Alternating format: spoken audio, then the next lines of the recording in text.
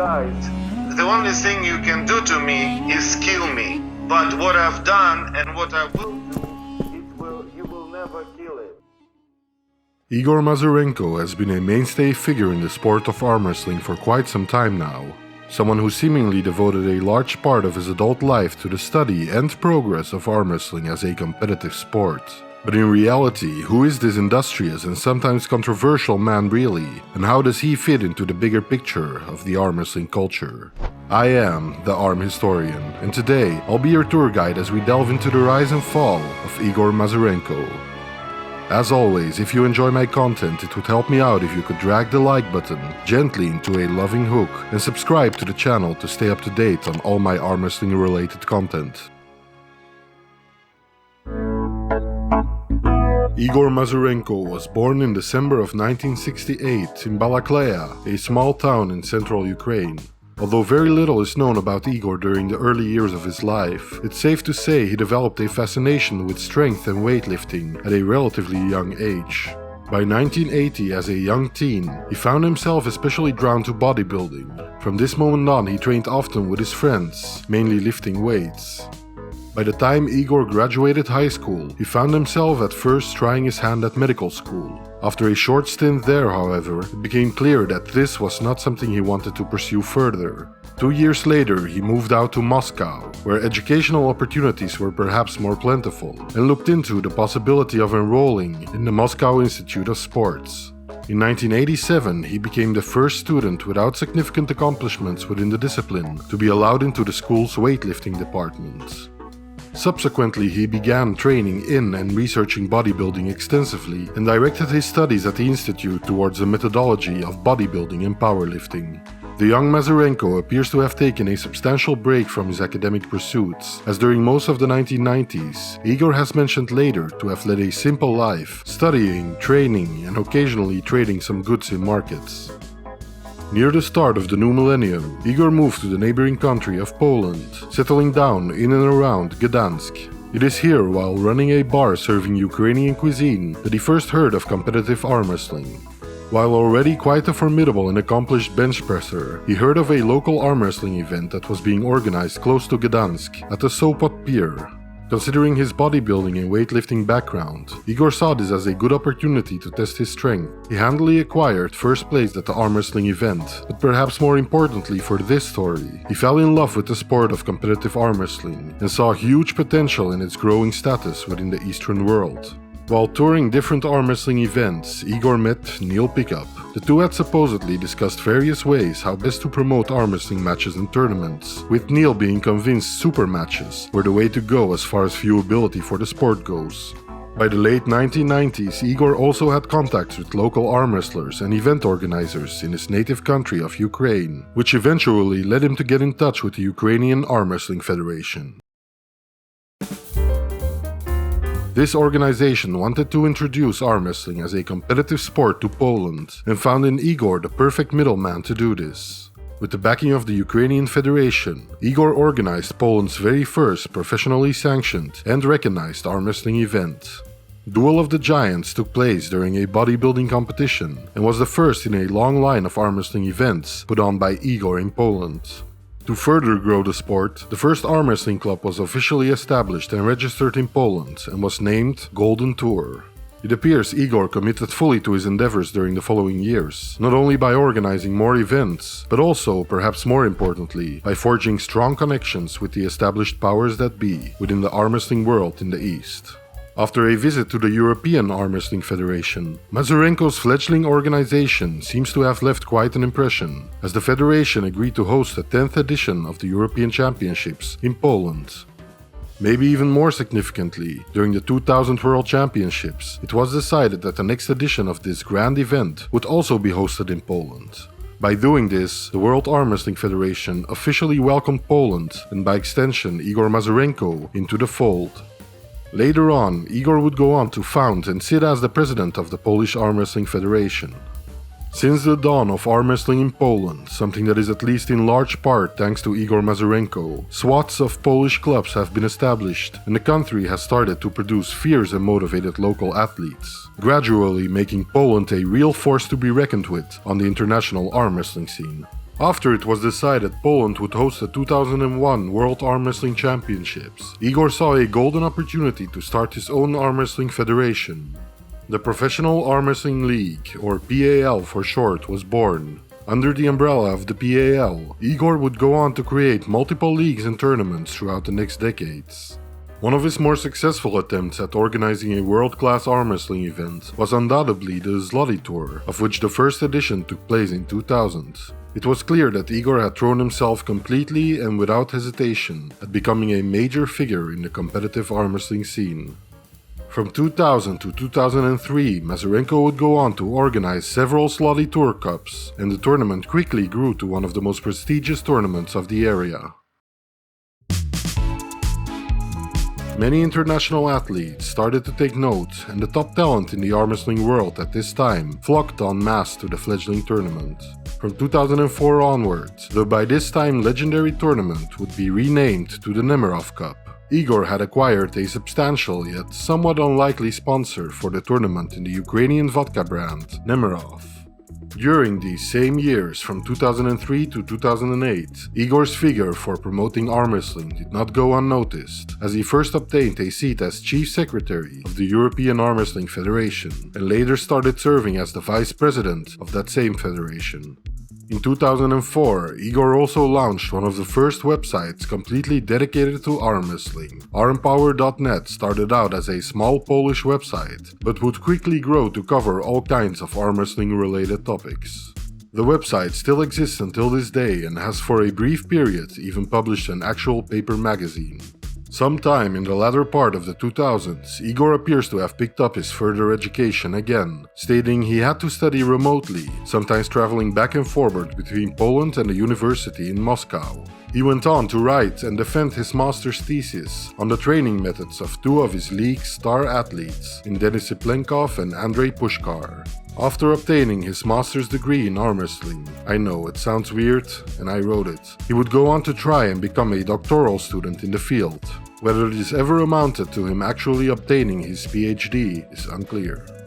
By 2010, Igor seemed keen to dip his toe into the world of televised arm wrestling super matches. By this time, Arm Wars had been having success with that very same thing, and Igor seems to have even approached Neil Pickup, the creator of Arm Wars, for a possible partnership in getting to air PAL matches on European networks and vice versa. Still wanting to leave his own mark on the scene, Mazurenko would go on to organize numerous vendetta and arm fight events throughout the following decade, all of them consisting of seeded super matches. To better accommodate his lofty goals, and perhaps because his relationship with the WAF had begun to strain, he decided to get a home in the USA and founded another branch of his league, aptly called PAL USA. A league that would organize international super matches and would go on to put on long-anticipated events between internationally renowned pullers.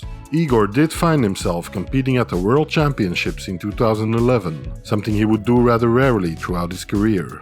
He took first place that day in the Open Masters division, making it his biggest accolade as an arm wrestler.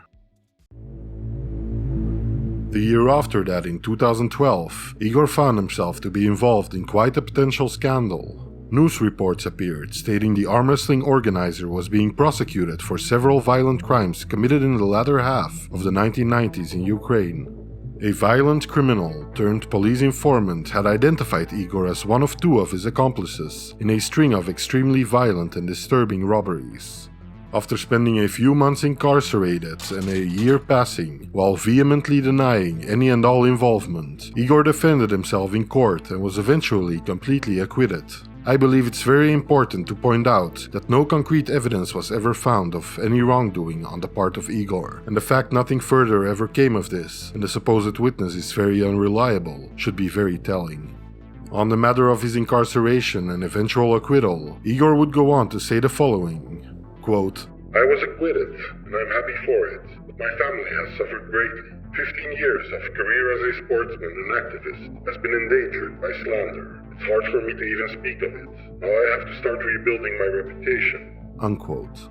With his name cleared, he returned to what he was doing and went on to be a major arm wrestling tournament and supermatch organizer. While Igor at first had a very mutually beneficial relationship with the WAF, at sometimes even being employed by the organization, by this time and throughout the following years, it became apparent that his feelings on the current and future state of arm wrestling had shifted away from those held by the World Arm Wrestling Federation. Igor had tried to form his own ranking system, to better unify the rankings globally, as they were, and still are, all over the place. An attempt that was quickly boycotted by the WAF. He also had qualms about how the WAF controlled which referees he could use for his events, as well as found them to be woefully underpaid by the Federation. Finally, he found their efforts to institute any form of doping control to be severely lacking and stated that testing athletes for performance-enhancing drugs was the only way arm wrestling could be taken more seriously as a sport. By now, during the latter part of the 2010s, Igor had built a veritable arm wrestling empire in the eastern half front. He was running an arm wrestling streaming service called Armbets.tv and had several of the top pullers from the region under contract with the PAL. One major super match of that era was the left-handed match between Denis Cyplenkov and Devon Larratt. The match drew a lot of viewers and went on in arm wrestling history as a clash between two top pullers from the Eastern and Western world. Much like that match, several years later during the reign of Levan in the East and Michael Todd arguably in the West, another showdown was to take place. However, with Levan Saginashvili being under contract with Igor Mazurenko's PAL, terms for the match were found to be too restrictive, and eventually it fell through. As a consequence, the PAL and by extension Igor Mazurenko received a lot of negative attention, with more claims of unfair contracts surfacing and the controlling nature of Igor over his signed athletes. It seemed, for the time being at least, Igor refused to pivot to a more modern approach of single-match contracts. Since then, single-match contracts have become the new industry standard in the arm wrestling tournament scene, leaving athletes with more freedom to choose where to compete and in general leading to more matches. This unwillingness to change was perhaps one of the reasons the PAL would eventually all but fizzle out. Despite one of Igor's biggest events yet being planned, the top 8, much like a lot of other leagues at the time, saw the undeniable impact of the COVID pandemic. With only a few of the planned matches having happened, Igor was forced to postpone the rest of the matches and eventually, quietly let the event die. While Igor is maintaining the assurance that future big events under the PAL will take place, for now we are left to wait and see if such a thing will actually happen. Recently, it has been reported that Igor is back in Ukraine, specifically in his hometown, to help with the war effort. He is said to be working in the field of assistance, mainly in logistics, providing space for incoming people and organizing their stay or onward journey to safer places. One important contribution by Igor Mazurenko to arm wrestling that is often overlooked is his impact on the current widespread arm wrestling tables used competitively. In 2002, the WAF decided to accept proposals for a new unified standard of arm wrestling table. Igor spent more than a year together with a Polish metal crafting company, designing, testing and improving the ultimate arm wrestling table, according to his specifications.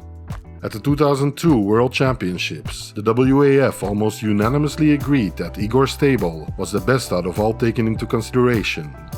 From that day on, Mazurenko tables formed the new golden standard for professional arm wrestling tables all over the world.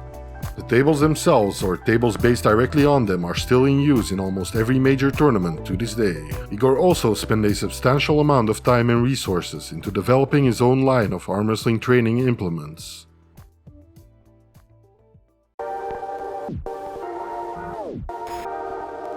By now, it should be clear that Igor Mazurenko is a man with a clear vision for arm wrestling that seems to be set in stone, rather than subject to change, a quality that seems directly opposed to his academic and scientific inclinations. In science, one welcomes new evidence and theories and adapts their way of thinking to that, a mindset that appears to sometimes be somewhat lacking in Igor's approach to competitive arm wrestling.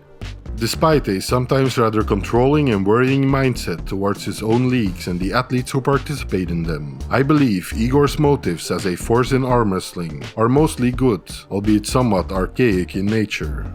Whatever your opinion of Igor Mazurenko in any of the many roles he tries to fulfill, it cannot be denied that he has had a massive influence on the competitive arm wrestling scene, as well as arm wrestling culture as a whole, during the last 2 decades, and helped in putting Eastern arm wrestling on the map.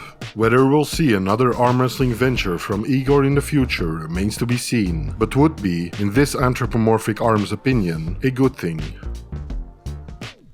Thank you for watching the rise and fall of Igor Mazurenko. If you like this video or arm wrestling content in general, I suggest you check out any of my other long-form content. As always, a major shout out to the Armenians and Fingerfolk, and everyone watching until this point in the video. Despite the channel's growth all but halting, you are keeping the Arm Historian alive.